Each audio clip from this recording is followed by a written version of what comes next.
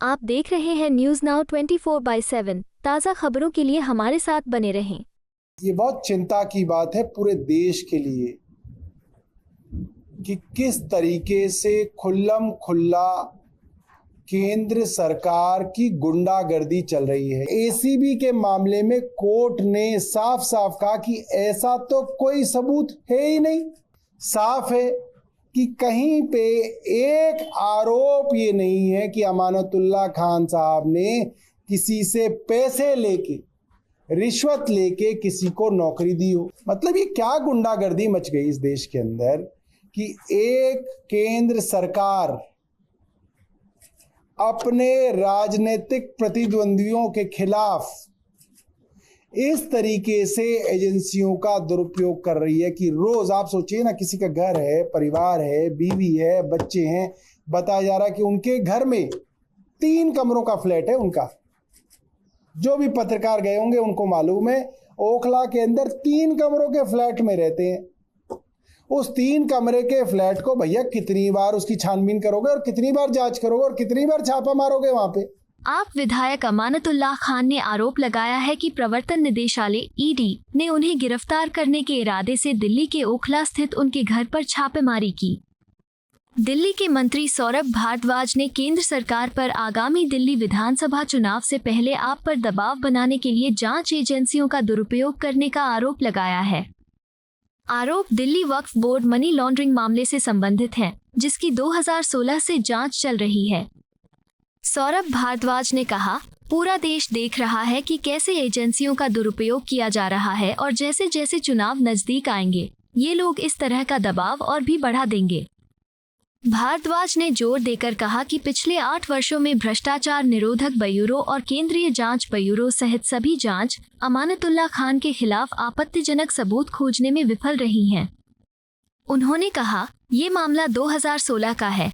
8 साल तक तमाम एजेंसियां अलग अलग स्तर पर इस केस की जांच कर चुकी हैं। अभी तक कुछ पता नहीं चल सका है। ये केंद्र सरकार के लिए बहुत शर्म की बात है कि एसीबी और सीबीआई की जांच के बावजूद यह नहीं दिख रहा है कि पैसे का लेन देन हुआ है। आज आप लोगों को जानकारी मिली होगी कि सुबह करीब 6:15 बजे हमारे ओखला से विधायक अमानतुल्लाह खान साहब के यहाँ केंद्र सरकार की ईडी छापा मारने पहुंची थी। और ये बहुत चिंता की बात है पूरे देश के लिए कि किस तरीके से खुल्लम खुल्ला केंद्र सरकार की गुंडागर्दी चल रही है। ये गुंडागर्दी है। एक सड़ा गला मामला वक्फ बोर्ड में भर्तियों से जुड़ा हुआ मामला,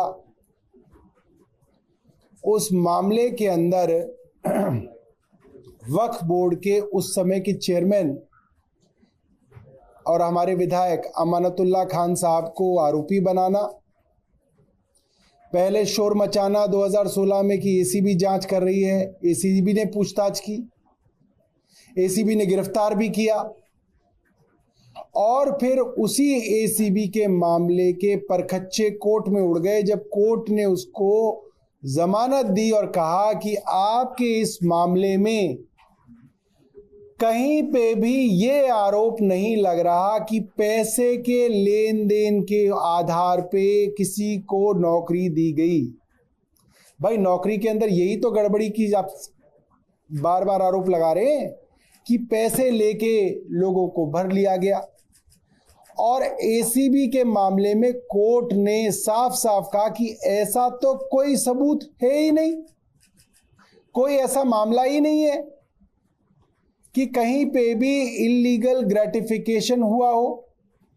खैर आप वही बासी स्टोरी चलवाते रहे, कभी अखबार में चलाया, कभी टीवी में चलाया, आपने बदनाम किया एक विधायक को। वो विधायक दोबारा से रिकॉर्ड मतों से फिर जीत के आया और फिर इनकी छाती पे बैठ गया 2020 में जीत के। अब क्या करें? अब वही मामला, वही सड़ा गड़ा मामला जो है उसको सीबीआई से जांच कराई साहब। सीबीआई ने भी जांच कर ली। सीबीआई ने भी चार्जशीट दे दी, पूछताछ कर ली, सब कुछ कर लिया। वहां भी साफ है कि कहीं पे एक आरोप ये नहीं है कि अमानतुल्लाह खान साहब ने किसी से पैसे लेके, रिश्वत लेके किसी को नौकरी दी हो। इरेगुलरिटी हो सकती है, कई भर्तियों के अंदर इरेगुलरिटी होती है। उन इरेगुलरिटी के लिए जो भी उसका सजा होती है वो मिलती है, जिसने की होगी उसको मिलेगी। मुकदमा तो चले, तय तो हो कि किसकी गलती है, अगर इरेगुलरिटी है भी। अब उसी मामले में अब एक तीसरी एजेंसी आ गई, अब ईडी आ गई। ईडी भी छापा मार चुकी है, पूछताछ कर चुकी है। आपको याद होगा रात को 11 साढ़े 11 बजे तक पूछताछ चल रही थी ईडी की। मतलब ये क्या गुंडागर्दी मच गई इस देश के अंदर कि एक केंद्र सरकार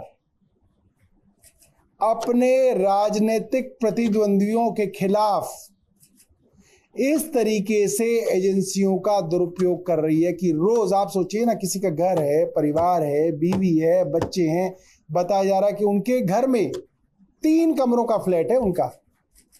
जो भी पत्रकार गए होंगे उनको मालूम है, ओखला के अंदर 3 कमरों के फ्लैट में रहते हैं।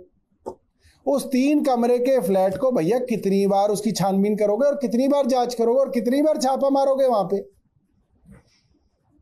वहां उस 3 कमरे के फ्लैट में एक वीडियो आई है जिसमें उनकी सास वहीं लेटी हुई है, उनको ट्यूब लगी हुई है जिसके अंदर से जो है उनकी शरीर की जो मवाद है वो बाहर निकल रही है। 2 दिन पहले ऑपरेशन हुआ है, कैंसर से पीड़ित है, और आप जो है उनके घर पे जो है फिर से छापा मारने पहुंच गए। मतलब ये तो घटिया राजनीति से भी घटियापन है। और शर्म नहीं आती है भारतीय जनता पार्टी को? इनको कितनी बार तो कोर्ट ने लताड़ दिया। देश की सबसे बड़ी अदालत सुप्रीम कोर्ट बार बार हर मामले में कह रही है। मनीष सिसोदिया जी को बेल दी तब बोला, अरविंद केजरीवाल जी को जब नीचे बेल मिली तो ट्रायल कोर्ट ने बोला, अभी 2 दिन पहले दोबारा से जब के कविता जी को बेल मिली सुप्रीम कोर्ट से, उन्होंने भी बोला कि भाई ये क्या मजाक बना रखा है आपने केंद्र शासित एजेंसियों को कि वो कोई कानून नहीं है उनके लिए। मतलब पिक एंड चूज हो रहा है साफ तौर पे। आपका आरोप है इन लोगों ने जो है 100 करोड़ रुपए दिए, उसमें से एक को ले लिया, दूसरे को छोड़ दिया, तीसरे को गवाह बना लिया, चौथे को जमानत दे दी, 5वें को अप्रूवर बना लिया। अरे क्या ये क्या हो रहा है? ऐसे इन्वेस्टिगेशन होती है? किसी को आप गवाह बना रहे हैं, किसी को आप अप्रूवर बना रहे हैं, किसी को आप एक्यूज बना रहे हैं, किसी से आप पूछताछ ही नहीं कर रहे हैं, किसी से आप इलेक्टोरल बॉन्ड में 55 करोड़ रुपए ले लिए, उसकी कोई जिम्मेदारी नहीं है, उसकी कोई जवाबदेही नहीं है। भाई तुमने क्यों लिया? तुम्हारा रिश्तेदार लगता था वो आदमी, तुमने उससे 55 करोड़ रुपए ले लिए। कोई भारतीय जनता पार्टी का आदमी, इतने सारे लोग प्रेस कॉन्फ्रेंस करते हैं, कोई एक आदमी तो बताया कि भाई हमारा वो फूफा लगता था इसलिए हमने उससे 55 करोड़ रुपए लिए। तुमने उससे 55 करोड़ रुपए क्यों लिए? ये भारतीय जनता पार्टी के पास जवाब नहीं है।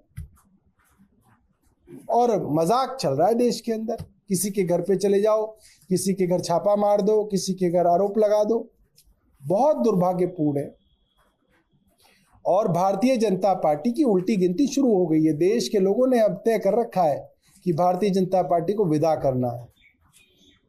और दिल्ली के लोग भी देख रहे हैं कि किस तरीके से जो है आम आदमी पार्टी के पीछे ये लोग पड़े हुए और अपनी शक्तियों का दुरुपयोग कर रहे हैं, और दिल्ली के लोग इसका जवाब देंगे। आपको यह वीडियो पसंद आया हो तो इसे लाइक करें, हमारे चैनल को सब्सक्राइब करें।